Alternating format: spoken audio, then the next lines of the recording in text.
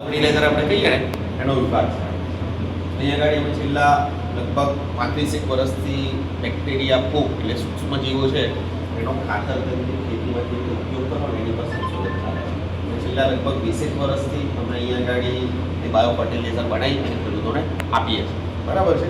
તો જૈવિક ખાતર એટલે જીવતા બેક્ટેરિયા અને ફૂગને ખાતર તરીકે વાપરે છે. તમારામાંથી વાપરતા હશે. એનપીકે કન્સોર્ટિયા છે, બહુ ફેમસ છે.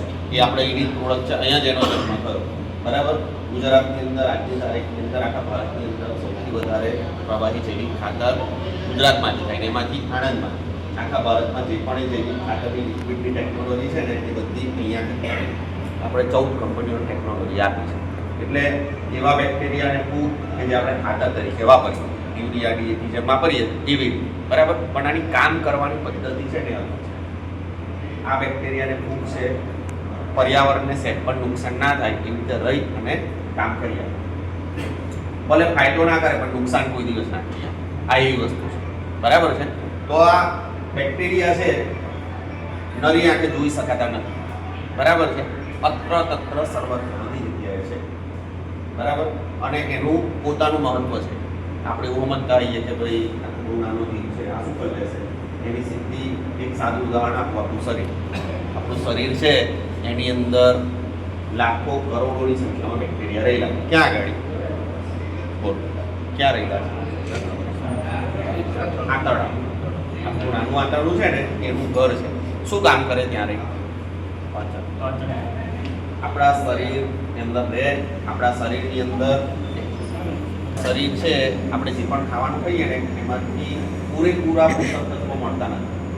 2, 4, 5 એવી વસ્તુ છે કે આપણું શરીર કંઈ જ કરી શકતું નથી. એમ આપણને ખોરાકમાંથી નથી મળતા. એ બેક્ટેરિયા અંદર આંતરડામાં રહીને આપણા શરીરમાં એ જો એ બેક્ટેરિયા ના હોય ત્યાં તો સંખ્યા ઓછી થાય તો આડઅસર સીધી શરીર ઉપર આવે. આપણે જાજુ ટકીએ નહીં.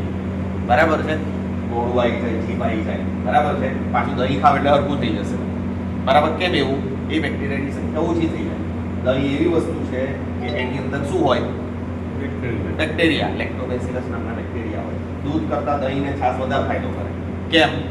એ બેક્ટેરિયા અંદર રહી અને દૂધમાંથી શરીરને જરૂરી એવી વસ્તુઓ બનાવે. એ બેક્ટેરિયા છે શરીરમાં જાય નુકસાન કરતા બેક્ટેરિયાને તત્વો છે એને કાઢે. અને જે દહીં છે એની અંદર એવા પોષક તત્વો છે કે શરીરની અંદર રહેલા ઉપયોગી બેક્ટેરિયાનો ખોરાક છે એટલે એને સુધારે છે. બરાબર. એટલે તમે જોજો કંઈ બી વસ્તુ હશે તો આપણે દહીં કે છાશ ખાઈશું. કોઈ બી કામ સારું કરવાનું હોય એટલે પહેલાં શું ખાઈએ? કાં તો બહાર જવાના આવીએ તો દહીંને ખાંડ કે ખાવાની હોય આપણે હોય. બરાબર છે. તો એની પાછળનું વિજ્ઞાન પણ આ છે. એમને આપણા બાપ દાદાઓ ઘડ્યા હોય એમને બધી રીત રિવાજો છે ને એમને નથી કર્યા. એ ભલે ભણેલા નતા પણ ગણેલા બહુ હતા. બરાબર છે. પણ આપણે બધું બરાબર છે એટલે એ સમજવાની જરૂર છે આપણે. તો આવી જ રીતે ખેતીની અંદર પણ ઉપયોગી બેક્ટેરિયા હોય છે જે જમીનમાં રહી અને આપણી જમીન સુધારે છે. પાક છે, છોડ છે એને સારું ઉત્પાદન આપણે એમાં મદદ કરે છે. પોષક તત્વો પણ. આ પોષક તત્વો કયા મુખ્ય છે? નાઇટ્રોજન, ફોસ્ફરસ અને પોટાશ. બરાબર છે. યુરિયા છે, યુરિયામાંથી આપણને નાઇટ્રોજન મળે. એક થેલી યુરિયા છે કેટલામાં મળે આપણે? 300, 260, 270, 300. બહુ શોર્ટેજ હોય તો કોઈ દુકાનવાળા હોય માફ કરજો 350, 400 બધી લઈ જાય. બરાબર છે. આવે છે ઘણો સમય એવો આવતો હોય છે. બરાબર. પણ હકીકતમાં એક થેલી યુરિયા છે કંપની સરદારનું વાપરો, ઇકોનું વાપરો, એક થેલી યુરિયા કેટલા રૂપિયામાં મળે? પણ એની પ્રોડક્શન કિંમત કંપનીમાંથી નીકળે ત્યાં કેટલા રૂપિયા હોય? 2000 થી 2300. બરાબર. તો આપણે તો 300 પડે પણ આ કિંમત 2300, 2000 છે. બરાબર. તો આ વચ્ચેનું શું છે? સબસિડી. આપણને ખબર ના પડે સરકારને એ કંપનીને આપવી પડે. બરાબર. તો જ થેલી બહાર આવે. ડીએપી આપણને થેલી કેટલા પડે? 1350, 1400. અને થેલી બને કેટલામાં કંપનીમાં? 2600, 3000, 3600. કેમ? એટલું રો મટીરિયલ ઇમ્પોર્ટેડ આવે. ભારતમાં એ હાઈ ગ્રેડનું મટીરિયલ બનતું નથી. બહારથી આવે એટલે બહાર ઇન્ટરનેશનલ માર્કેટમાં જે ભાવ હોય એ પ્રમાણે યુરિયાના ભાવ બદલાય. બરાબર. સોરી, ડીએપીના. બરાબર છે.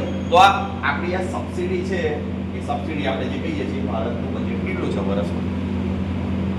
આ સમજવાની જરૂર છે. કેટલા? 2 લાખ કરોડ. 2 લાખ કરોડ. અને વધતું જાય છે ધીમે ધીમે. કેમ? અહીંયાથી ખાતર વાપરવાની ભલામણ કિલોમાં થયેલી હોય ને આપણે નાખીએ છીએ થેલીમાં. બરાબર. પહેલા યુરિયા થેલી કેટલા કિલોની આવતી હતી? પછી કેટલાની થઈ? હમણાં નવું યુરિયામાં શું આવ્યું? યુરિયા ગોલ્ડ સલ્ફર કોટિંગ વાળું. બરાબર છે ના? સીસી નહીં, થેલી જ આવે. પણ થેલી કેટલા કિલોની કરી ખબર છે? 10 વર્ષ તમે જુઓ 25 કિલો પાછું ના થઈ જતું, નામ બદલી નાખે. કેમ? એનું કારણ એક જ છે, આપણે કિલોમાં નહીં થેલીમાં વાપરીએ. વીઘાએ 33 કિલોની જરૂર હોય તો બે થેલી પકડાવશે યુરિયા ખાસ કરી. બરાબર. બધી જગ્યાએ યુરિયા અને ડબલ નન ગણું વાપરવા. એનાથી જમીનને નુકસાન થાય છે, આપણને ખર્ચો મોંઘો પડે, પણ એનાથી વધારે ફટકો ક્યાં પડે? કે પેલી સબસિડીની એમાં હું છે ને એક થેલીએ 2000ની સબસિડી જાય. વિચારો તો, કંપની મફતમાં આપવાની નહીં, કેમ કે એને કારખાનું ચલાવવાનું છે, ભલે સરકારી રહ્યું પણ જે નોકરી કરતા પગાર તો આવવાનો ને. બરાબર. તો આપણને 2000 વ્યર્થ જાય છે. કેમ? આપણે જેટલું વાપરીએ એટલો આપણે ફાયદો લઈ જ નહીં શકતા એની. બરાબર. તો એના માટે સરકારે પ્રયત્ન કરી રહી છે કોઈ બી રીતે આપણે આ ખાતરની સબસિડી પણ ઘટાડીએ. કેવી રીતે? આપણા બાપ દાદાઓ ઘણું બધું મૂકી ગયા આપણા. બરાબર. એમાંના એક બેક્ટેરિયા પહેલા વાપરતા હતા. ગામમાં આપણે ઘેર ઉકેડો હોય, ઉકેડાની શું બનાવતા હતા? છાણિયું ખાતર બનતું હતું. બરાબર છે. પહેલા ઉકેડા કાળાગીમાં હતા, અવતાર કઈ થઈ ગયા? ઉપર આવી ગયા રોડની આજુબાજુ. બરાબર છે. હવે એમાં ખાતર બને કોઈ? કેમ? ઉનાળામાં તડકો પડે તો બધું નાઇટ્રોજન ઉડી જાય, ચોમાસામાં વરસાદ પડે તો ફોસ્ફરસ બધું દોરી ગામના તલાવડા જાય, કશો ફાયદો મળે નહીં. જ્યારે પહેલા ખાડામાં હોતું હતું તો ખોવાતું. કેમ? એની પાછળ વિજ્ઞાન હતું કે ભાઈ ખાડામાં હોય આખું વર્ષ લગભગ 6-8 મહિના સરખું તાપમાન મળે, ભેજ જળવાઈ ગયું. એટલે કોવાની પ્રક્રિયા સારી થાય. હું નાનો તો મેં જોયું છે, ખાતર કાઢે ને 5 ફૂટ પછી ઊંડે જાય ને પાવડું મારે, આટલું મોટું દગડું નીકળે. બરાબર. આખું તગારું ભરી જાય, પણ એમાંથી ઝાડ બહુ મારે. કેમ?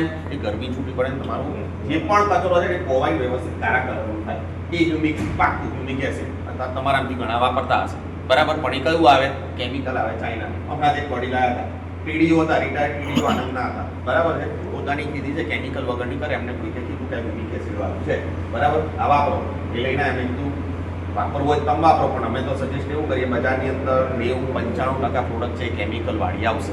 તમારે સાચું હ્યુમિક એસિડ જોઈતું હોય તો કોઈનો ઉકેડો ખાલી થતો હોય ને તો નીચેનું જે બુધાણું આવે ને એ બુધાણું નીચેનું છે ને એ તમે ભેગું કરી લેજો, પાણીમાં ઓગાળી દેજો અને પછી છાંટી લો. તમને જુઓ રિઝલ્ટ કેવું મળે. વસ્તુ એટલે કુદરતે આપણા બાપ દાદાઓ બધી વ્યવસ્થા કરેલી છે. તો આ વસ્તુ નાખીએ તો ખેતરની અંદર બેક્ટેરિયા સૂક્ષ્મ જીવાણુની સંખ્યા વધે, જે આપણને હવામાંથી મફતમાં નાઇટ્રોજન સ્થિત કરીએ. બરાબર. કઠોળ પાક તો બધાએ જોયા છે. 40-45 દાડે ફૂલ આવવાની અવસ્થા થાય ત્યારે ઉપાડજો. શું હોય નીચે? ગાંઠો હોય. ક્યાં છે? જુઓ, પેલી દેખાય ગાંઠો. દેખાય? પેલા એ ગાંઠમાં શું હોય? રાઇઝોબિયમ બેક્ટેરિયા હોય. કુદરતે એની વ્યવસ્થા કરેલી છે. છોડને જેટલો નાઇટ્રોજન જોઈએ ને એ બધો એમાંથી મળી રહેતો હોય. પણ આપણે શું, મેં અમુક ખેડૂત એવાય જોયા છે 45 દિવસે 30-45 દાડે ગવાર જેવા પાકની અંદર 2% યુરિયાનું દ્રાવણ બનાવે તો ઉપરથી છાંટવા નીકળે પંપ. એટલે ભલા માણસ એને જરૂર જ નહીં, નીચેથી બધું એને જોઈએ એટલું મળી રહે છે તો ઉપરથી બોલે વધારે આપવાનું. બરાબર છે. એટલે આપણે આવી રીતે વ્યર્થ કરીએ. કુદરતની વ્યવસ્થા કરેલી છે. આવા રાઇઝોબિયમ બેક્ટેરિયા કોઈ પણ થતો પાકની અંદર સારું સારું રિઝલ્ટ આપે. બરાબર. જો જેને કેમિકલ વગરની કરવી છે એને તો છાણિયું ખાતરને રાઇઝોબિયમ બેક્ટેરિયા કરે આરામદાયક ઉત્પાદન માટે, ખાસ કરીને મગફળીમાં અમે જાતે જોયું છે. બરાબર છે. બીજા આવે એઝોટોબેક્ટર. આ બેક્ટેરિયા હવા, પાણી, જમીન ગમે તેને નાઇટ્રોજન સ્થિર કરી આપે. બરાબર. 40 કિલો જેટલું નાઇટ્રોજન સ્થિર કરી આપે. તમારા બાગાયતી પાક, શાકભાજી પાકને ઔષધિ આની અંદર બધે ચાલે. ત્રીજા આવે છે એઝોસ્પાઇરિલમ. આ બેક્ટેરિયા એવા 40 કિલો જેટલું નાઇટ્રોજન સ્થિર કરી આપે. તમારા ધાન્ય વર્ગના પાક એટલે ઘઉં, મકાઈ, બાજરી, જુવાર આ બધાની અંદર સારામાં સારું રિઝલ્ટ આપે. બરાબર છે. આ બે બેક્ટેરિયા છે ને એઝોસ્પાઇરિલમ, નાઇટ્રોજન સ્થિર કરે, પણ એની સિવાય છોડને જરૂરી ગ્રોથ હોર્મોન પણ બનાવે, જે બહારથી આપણે છાંટતા આવીએ છીએ. શાકભાજીવાળા કોઈ હશે તો એમને ખબર હશે, મરચીની મીઠું ઉકાળવાને આવી જાય બજારમાં, 4-5 ટબલા પકડાઈ જાય. નાની બોટલ આવે 50-100 ml ની. બરાબર. એમ કે પંપે 2 ml નાખી દેવાનું, દોઢ 2 ml, અને પછી છાંટી દેવાનું. છોડ કચકડા જેવો થઈ જાય. વાત એની સાચી, ફાલે હારો બધું સારું આવે, પણ એની અંદર કેમિકલ આવે. કેમિકલ હોય ત્યારે આ બેક્ટેરિયા કુદરતી રીતે આ વસ્તુ બનાવે. બરાબર. એટલે એનો ફાયદો આપણે કેમ ના લઈએ? મફતના ભાવમાં લીધું હોય છે. બરાબર. આવું જ ચોથું સૌથી અગત્યનું મારું ફોસ્ફેટ કલ્ચર. ડીએપી નાખીએ છીએ આપણે. ક્યારે નાખીએ? પાયામાં નાખીએ. પાયાને ખાતર નાખીએ છીએ. એની અંદરથી ફોસ્ફરસ છે છોડને કેટલા દિવસ સુધી મળે? 90 દિવસ. 45. 20 દિવસથી ધીમે ધીમે ઓછો થતો જાય મળવાનો. તમારે 35 દાડા આવે ને એટલે વધી જાય મળવાનું. કેમ? આપણી જમીનની અંદર એટલા સેન્દ્રિય તત્વો નથી કે ફોસ્ફરસ છૂટો પાડી શકે. જેમ જેમ દિવસો છે ને કેલ્શિયમ મેગ્નેશિયમ સાથે જોડાઈ અને ક્ષાર બની પડી એનાથી એમ નુકસાન ના થાય. 20, 25, 30 વર્ષે નુકસાન ખાવાનું ધીમે ધીમે ચાલુ થાય, ક્ષાર વધવા માંડે નહીં. બરાબર? તો આનો શું ઉપાય? ફોસ્ફેટ દ્રવ્ય કરતા સૂક્ષ્મ છે. તમે કોઈ પણ સેન્દ્રિય ખાતર સાથે મિક્સ કરીને આપો, તમારા ફોસ્ફરસના ક્ષાર તોડી નાખશે, ક્ષાર ઓછા કરશે અને ફોસ્ફરસ છોડને મળશે. પાછળના સ્ટેજની અંદર જ્યારે ફોસ્ફરસની જરૂર હોય, દાણા ભરાવાના હોય ત્યારે સૌથી વધારે ફોસ્ફરસની જરૂર પડે, તો એ વખતે મળશે, ઉત્પાદન સારું આવશે, દાણા સારા આવશે. એવું ફોસ્ફરસ દ્રવ્ય કરતા બેક્ટેરિયા. એનામાં પોટાશ ના આવે છે. બરાબર છે? તો એક બાયો એનપીકે કરીને જેવું મેં તમને આગળ કીધું, એનપીકે કંસોડી આવે, એની અંદર નાઇટ્રોજન, ફોસ્ફરસ, પોટાશ ત્રણેયનો બેક્ટેરિયા આવી ગયો. વીઘાએ 250 ml ભલામણ છે આપણે. બરાબર છે? 1 ml ની અંદર કેટલા બેક્ટેરિયા આવતા હશે? 1 ml એટલે લગભગ આટલું થાય પ્રવાહી. કેટલા બેક્ટેરિયા હશે? 50 કરોડ ઓછામાં ઓછા. કેટલા? 50 કરોડ. બરાબર? પણ આપણે અત્યારે હાલત એવી થઈ ગઈ છે ને કે 2-3 વખત નાખવું પડે છે એક સિઝનમાં. કેમ? જમીનની અંદર સેન્દ્રિય કાર્બન, ઓર્ગેનિક કાર્બન આપણે જે કહીએ છીએ એને, જો એ ઓર્ગેનિક કાર્બન પૂરતો હોય તો આ બેક્ટેરિયા તમે એક વખત નાખો ને તો એ ઓર્ગેનિક કાર્બન એનો સેન્દ્રિય તત્વ ખોરાક છે. એનો ખોરાક મળી રહે, ભેજ મળી રહે, એનું કામ ચાલતું રહે. પણ એ ખોરાક નથી એટલે ખોરાકે આપણે નાખવાની જરૂર છે આ બેક્ટેરિયાની સાથે. ખોરાક ક્યાંથી આવશે?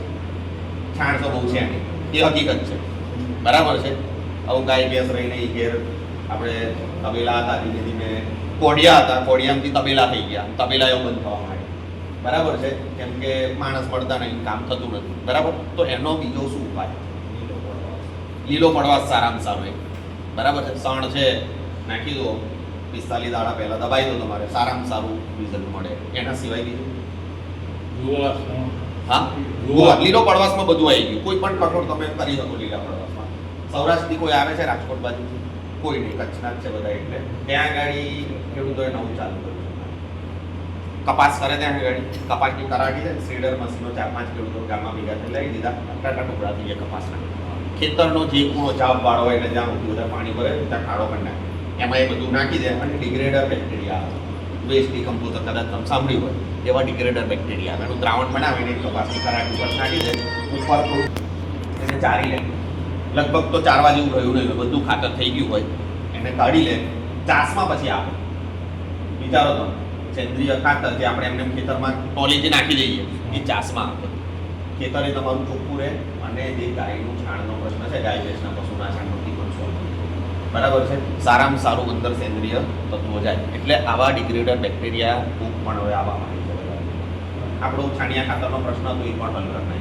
તો આવી વસ્તુ આપણે અપનાવીએ અને જ્યાં સૂક્ષ્મ જીવાણુઓ સારામાં સારા આપણને ફાયદા કરી શકે.